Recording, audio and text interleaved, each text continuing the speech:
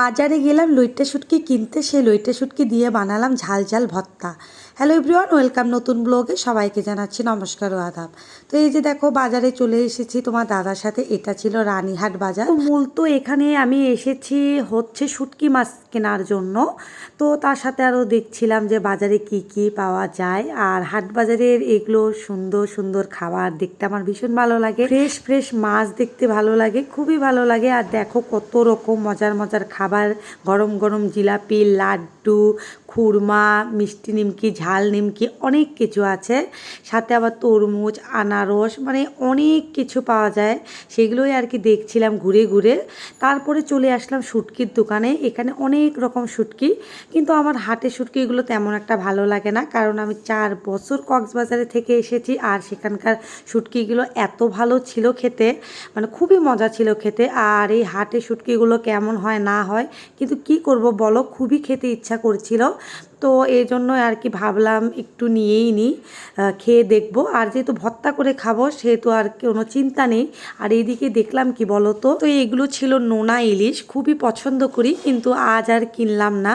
আর এদিকে শীদল দেখতে পেলাম। অনেক দিন আগে যখন আমি সাভারে ছিলাম, আজ থেকে 8 বছর আগে, তখন এক ভাবি আমাকে শীদল দিয়ে ইলিশ মাছের মাথা দিয়ে খাইয়েছিল, খুবই মজা লেগেছিল। আর এখানে আরও অনেক রকম বিস্কুট পাওয়া যায় হাটে, অনেক রকম বলতে অনেক রকম, অনেকেই কিনছিল। ক্রিম রোল পাওয়া যাচ্ছিল, বিভিন্ন রকম চানাচুর, নোনটা বিস্কুট। আসলে হাটে এমন কোনো জিনিস নেই যে পাওয়া যায় না, অনেক রকম জিনিস পাওয়া যায়। কিন্তু আমি এখান থেকে কিছুই নেই না, জাস্ট ভিডিও করছিলাম তোমাদের মাঝে শেয়ার করতে। আমার বাবার বাড়িতেও কিন্তু আর কি হাট হয়, আমরা ছোটোবেলা অনেক কিছু হাটে যে কিনে খেতাম। আর এইদিকে দেখো সবগুলো কুলো, চালন, অনেক কিছুই আর কি আছে, এগুলো এত নাম জানি না। তো যাই হোক, আমি বাসায় চলে এসেছি।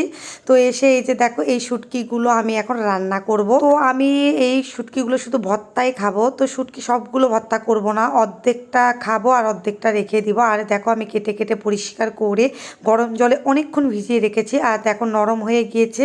এরপরে যে মাছের যে ভিতরে কাটা, এগুলো ফেলে না দিলেও হয়, কিন্তু আমি ফেলে দিয়েছি।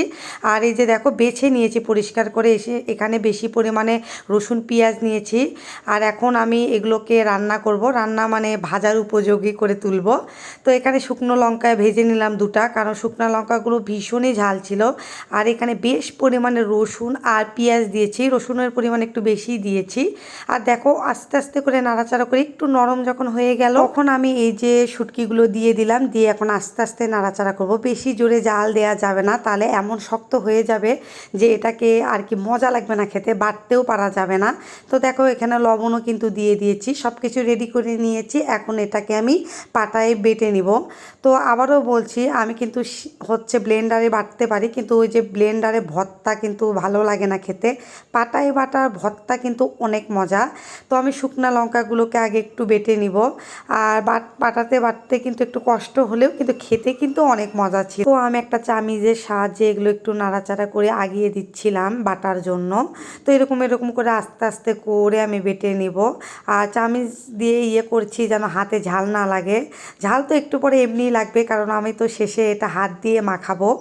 আর এখানে তো লবণ দিয়েছিলাম, পরে টেস্টিং করে লবণ লাগলে দিব। তো আসলে কে কে পছন্দ করো বলো তো, এই লইট্টা শুটকি বলো, শুটকি তো অনেকেই পছন্দ করে না, কারণ একটা ঘ্রাণ লাগে। আর আমার বাসার কেউ শুটকি রান্না করলে খেতে চায় না, এই জন্য আমি এভাবে ভর্তা করে খাওয়াই। আর বিশ্বাস করো, একদম সত্য কথা বলছি, যে ভর্তা করে খেলে শুটকির যে একটা ঘ্রাণ, সেই ঘ্রাণটা পাওয়া যায় না।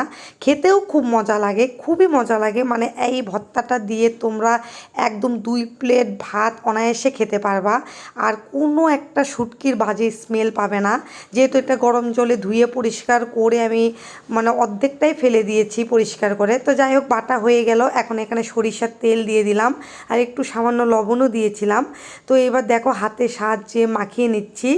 আর ভাবছিলাম যে হাতটা তো অনেক জ্বালা করবে, আর অনেক ঝাল ছিল, অনেক। 2টা মরিচে যে এত ঝাল হবে ভাবতেই পারিনি, প্রচুর ঝাল হয়েছিল, প্রচুর। তো যাই হোক, কত সুন্দর লাগছিল দেখো। এটা দিয়ে গরম ভাতের সাথে খেতে কেমন লাগবে বলো তো, খুবই মজা লাগবে। তো দেখো আমার রেডি শুটকি ভর্তা, কেমন লাগলো বলো। আর অবশ্যই এরকম করে বাসায় বানিয়ে খেও। তো ভিডিওটি ভালো লাগলে লাইক কমেন্ট শেয়ার দিও, পেজটি ফলো দিও, পাশে থেকো। টাটা বন্ধুরা।